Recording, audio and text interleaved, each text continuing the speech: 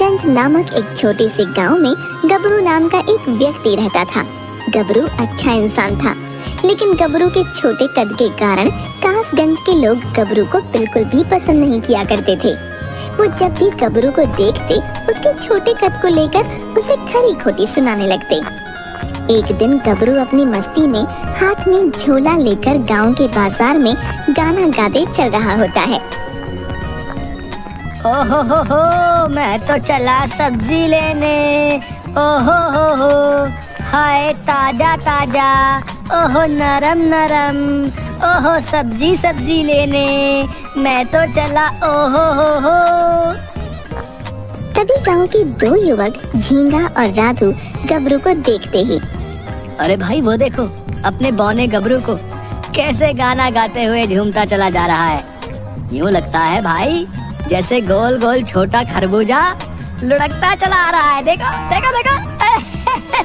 अरे भैया, गबरू भी अपने कासगंज का एक अलग ही पीस है कि नहीं है? हाँ भाई, हाँ बिल्कुल सही बोल रहे भाई। और जोर जोर से हंसने लगते हैं। तभी गबरू उनके सामने से निकलता हुआ सब्जी की दुकान पर पहुंचता है, लेकिन वहाँ काफी भीड़ थी। अरे यहाँ तो इतनी भीड़ है। अरे अरे अरे ओ हरिया, ए भाई हरिया, ए भाई जरा 1 किलो आलू मुझे भी तोल ले भाई। है वो कई आवाजें देता है, लेकिन सब्जी वाला उसकी एक नहीं सुनता। काफी देर खड़ा रहने के बाद, अरे हाँ गबरू, अब बोल क्या चाहिए तुझे? कितनी बार कहा है किसी और को भेजा करो सब्जी लेने। इतनी भीड़ में तो पिद्दी सा आदमी दिखाई तो देता नहीं भैया। हैं? खैर, अब तुम्हें कौन समझाए। अब बोलो भी क्या चाहिए तुम्हें?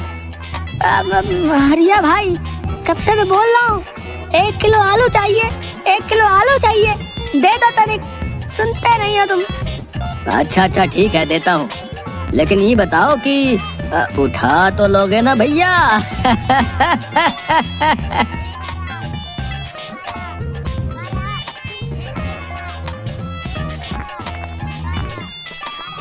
अरे आ गया तू, काफी देर लगा दी तूने आने में। आलू लेने गया था या वहीं बसने का इरादा करके गया था? काम चोरी में तो तेरी कोई बराबरी नहीं कर सकता है गबरू। अब मुझे यूं देख क्या रहा है? जाकर नदी से पानी ले आ। घर में एक बूंद भी पीने का पानी नहीं है। जाकर पानी लेकर आ। पूरा दिन मुफ्त की रोटियां तोड़ता रहता है। कोई काम धंधा भी कर लिया कर। हे भगवान, न जाने क्यों तूने मुझे ऐसी औलाद दी। काम की न काज की, दुश्मन अनाज की। चल जा यहाँ से। गबरू अपने पिता की ऐसी कड़वी बातें सुनकर बहुत दुखी हो जाता है। अच्छा ठीक है, जाता हूँ। गुस्सा क्यों कर रहा? जिसके बाद गबरू एक मिट्टी का घड़ा उठाता है और नदी किनारे जा ही रहा होता है कि उसे रास्ते में झींगा और राधू खड़े मिलते हैं। अरे राधू भाई, देख रहे हो ना कैसे हमारे गांव के पिद्दू मानस भी आजकल नदी किनारे पानी लेने जा रहे हैं। हाँ झींगा भाई, देख रहा हूँ, लेकिन ये तो समझ ही नहीं आ रहा झींगा भाई कि मटका कौन सा है और गबरू भैया कौन सा है। बड़ी कंफ्यूजन है भैया। दोनों बहुत जोर जोर से हंसने लगते हैं।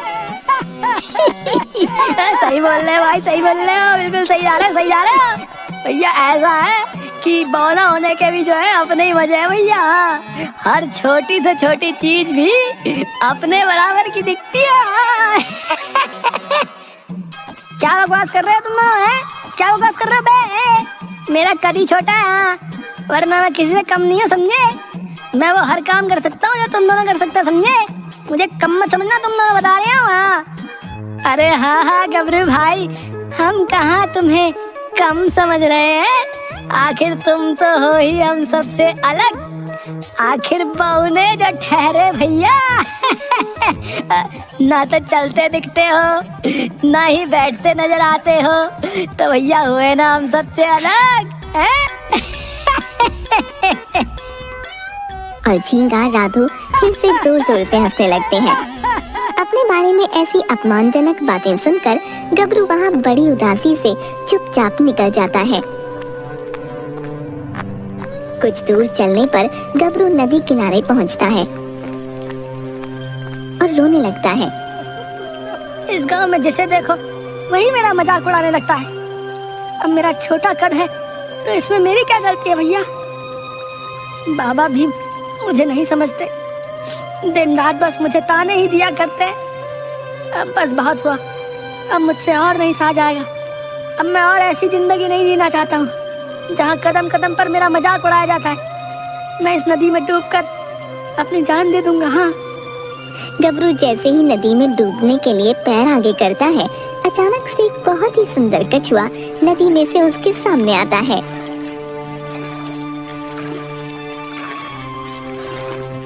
रुको गबरू, ये क्या कर रहे हो तुम? यूं अपना जीवन ऐसे खत्म नहीं करना चाहिए गबरू। गबरू कछुए की आवाज सुनकर थोड़ा हैरान हो जाता है। क्या भाई? मैं कछुआ? तुम बोल सकते हो क्या भाई? मैंने तो पहली बार ऐसा कछुआ देखा है। हाँ, तुम मुझे कुछ करोगे तो नहीं ना? चलो चलो दूर हटो मुझसे। नहीं नहीं गबरू, तुम्हें मुझसे डरने की कोई जरूरत नहीं है। मैं कोई साधारण कछुआ नहीं हूँ, बल्कि एक मायावी कछुआ हूँ। मैंने तुम्हारी सारी बातें सुन ली हैं गबरू। तुम एक नेक इंसान हो, लेकिन तुम्हारे छोटे कद की वजह से तुम इस नदी में अपनी जान देने जा रहे थे। मैं ऐसा नहीं होने दे सकता था, इसलिए मैं तुम्हारे सामने तुम्हें रोकने आ गया। क्या तुम सच में मायावी कछुए हो? भाई मुझे तो यकीन भी नहीं हो रहा है भाई। मैं अब सबकी बातें सुन सुनकर थक गया हूँ कछुए भाई, इसलिए अब और जीना नहीं चाहता हूँ। जब मैं जिंदा ही नहीं रहूंगा तो कोई भी मेरे बारे में बातें ही नहीं बना पाएगा कछुआ भाई। नहीं नहीं गबरू, ऐसा मत सोचो। तुम्हारी इस परेशानी का एक इलाज है मेरे पास गबरू। है इलाज? कैसा इलाज कछुए भाई? तभी कछुआ अपनी मायावी शक्ति से एक चमकती हुई चप्पल गबरू के सामने रख देता है। कछुए भाई, ये कैसी चप्पल है भला? और ये क्या सहायता करेगी भला मेरी? नहीं नहीं गबरू, ये कोई मामूली चप्पल नहीं है, ये जादुई चप्पल है। तुम जब भी इस चप्पल को पहनोगे तो तुम्हारा कद इन सब गांव वालों से सबसे बड़ा हो जाएगा गबरू। फिर गांव वाले तुम्हें कोई साधारण सा व्यक्ति नहीं समझेंगे। जब तुम ये जादुई चप्पल पहनोगे तो ये अपना जादू जरूर दिखाएगी। क्या कहा? जादुई चप्पल? मुझे तो यकीन ही नहीं हो रहा है कछुए भाई, क्या सच में ये अपना जादू दिखाएगी है?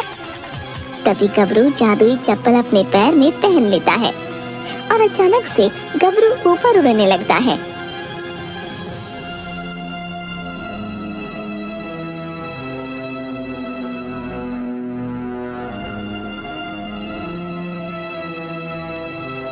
अरे वाह, अरे वाह वाह वाह! अरे कछुए भाई, तुमने तो बिल्कुल सच कहा था।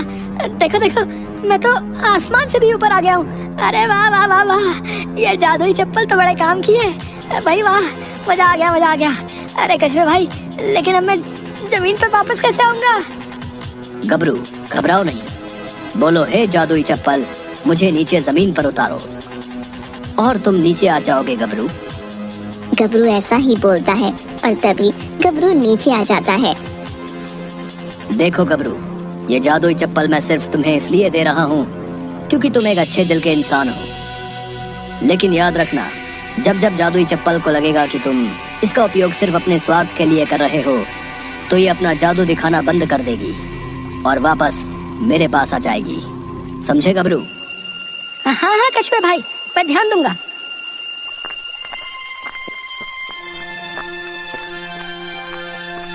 इसके बाद गबरू अपने साथ जादुई चप्पल लेकर अपने घर आता है। आ गया तू? कब से तेरी राह देख रहा हूँ। ये तेरे हाथ में किसकी चप्पल है?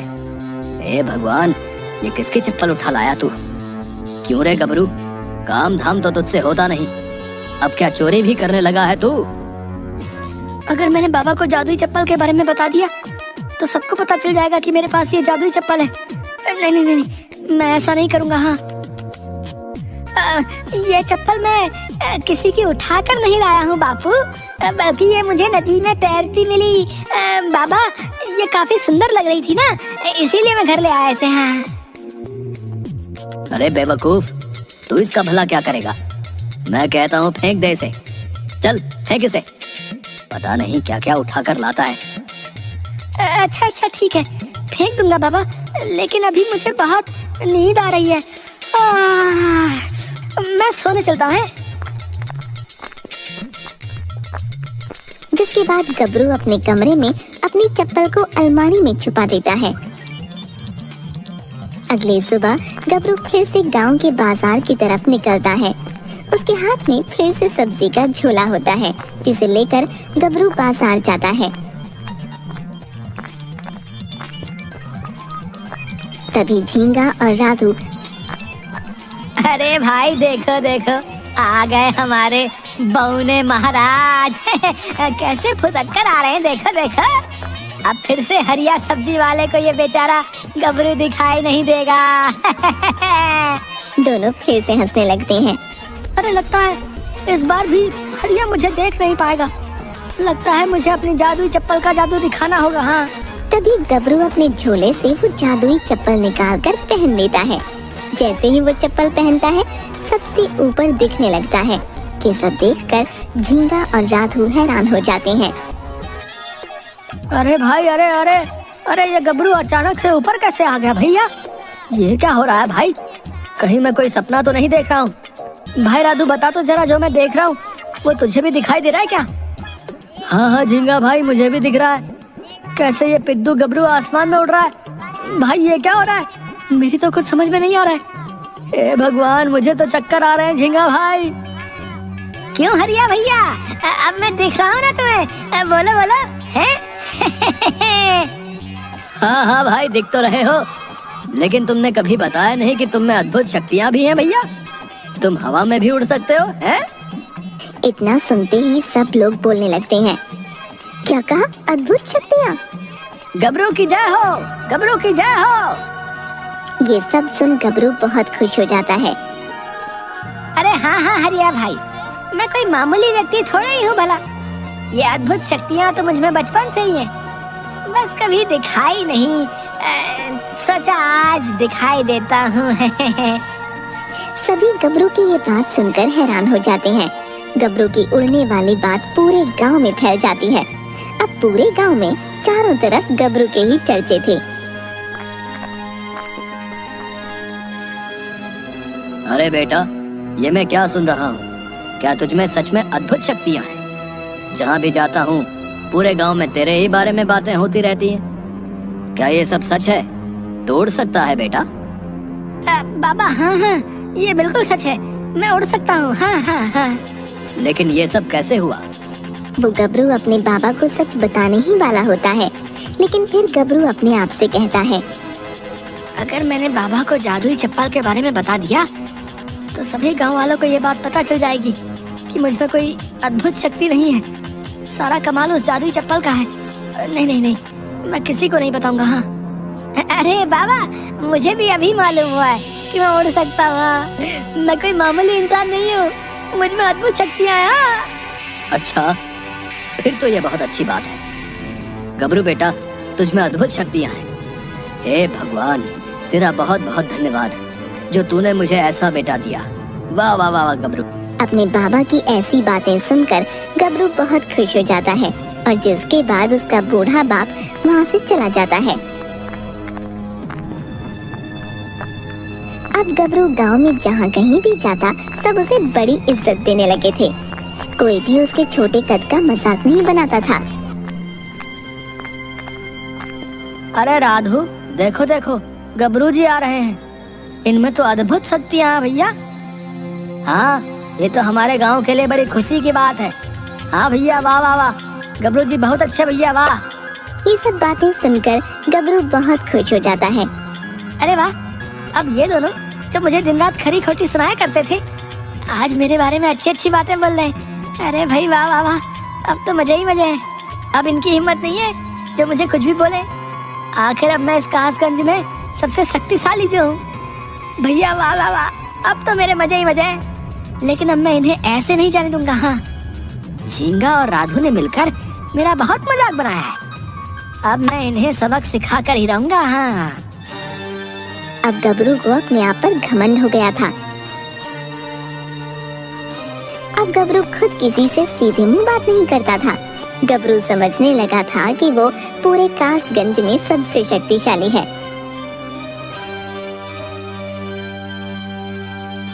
रात को गबरू पहले राधू के घर जाता है, जहाँ राधू आराम से सो रहा था।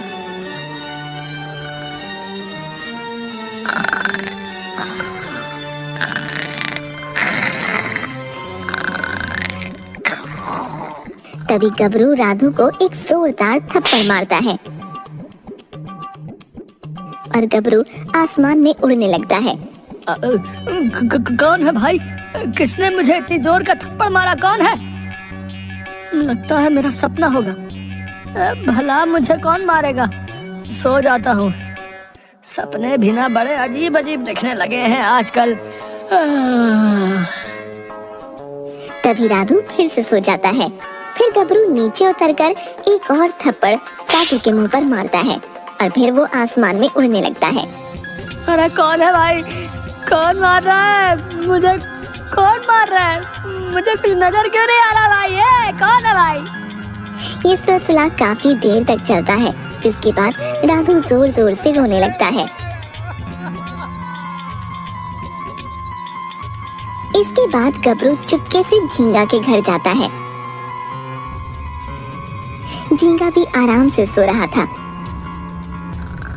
गबरू के हाथ में एक कैंची होती है और सोते हुए झींगा गबरू के सारे बाल काट देता है। कब आएगा ना मजा? तूने तो मेरा बड़ा मजाक उड़ाया झींगा। अब देखना तेरा कैसे मजाक बनता है। और गबरू हंसने लगता है।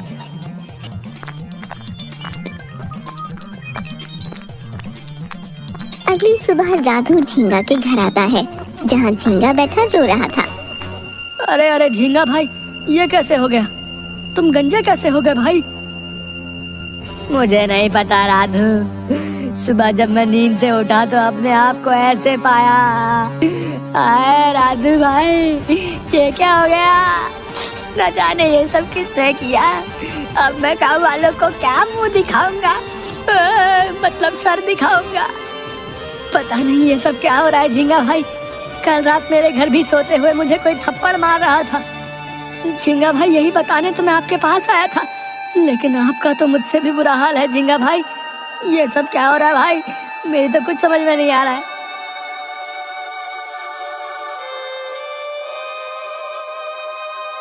एक दिन गबरू उड़ते हुए कासगंज के एक पनघट पर जा पहुंचता है।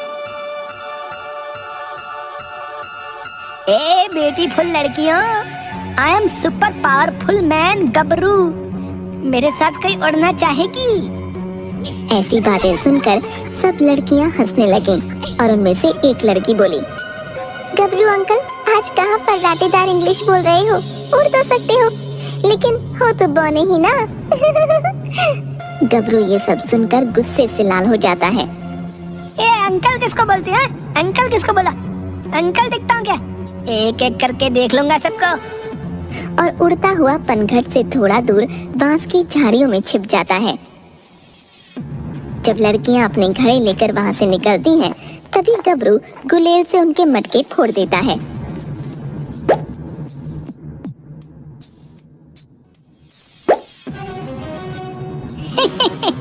अब आया मजा है, गबरू से पंगा लेंगी। और वहां से उड़ता हुआ चला जाता है। अगले दिन गबरू से मिलने गांव के कुछ लोग आते हैं। अरे गबरू भाई, हम आपसे मिलने आए। हाँ, आखिर आप जैसी शक्ति अब पूरे गांव में किसी के पास नहीं है भैया। हाँ, हम चाहते हैं आप ही हमारे गांव के मुखिया बन जाओ भैया। हाँ। क्या कहा मुखिया? और वो भी मैं? अरे वाह वाह वाह भैया, अगर मैं मुखिया बन गया तो मेरे तो मजे ही आ जाएंगे। पूरे गांव में मेरा ही राज होगा।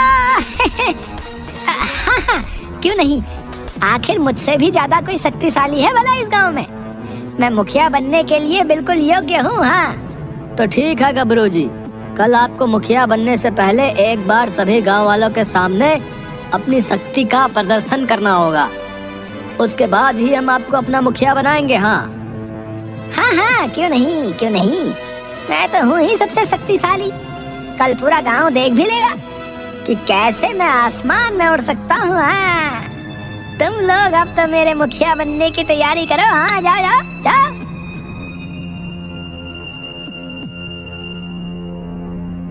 अगले सुबह गबरू और पूरा गांव उपस्थित होते हैं। मेरे प्यारे गांव वालों, अब गबरू जी अपना चमत्कार दिखाएंगे, जिसके बाद हम गबरू जी को गांव का मुखिया घोषित कर देंगे। तो गबरू जी शुरू हो जाइए। सभी लोग आपकी अद्भुत शक्ति देखना चाहते हैं।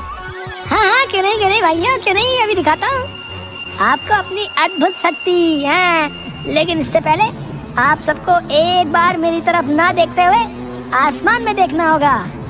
हाँ, ठीक है गबरू जी, हम ऐसा ही करेंगे। सभी गांव वाले जैसे ही आसमान में देखते हैं, गबरू जल्दी से अपनी चप्पल निकालता है और पहन लेता है। अब आप लोग मेरी तरफ देख सकते हैं। गांव वाले गबरू की तरफ देखने लगते हैं। गबरू ऊपर आसमान में उड़ नहीं पाता।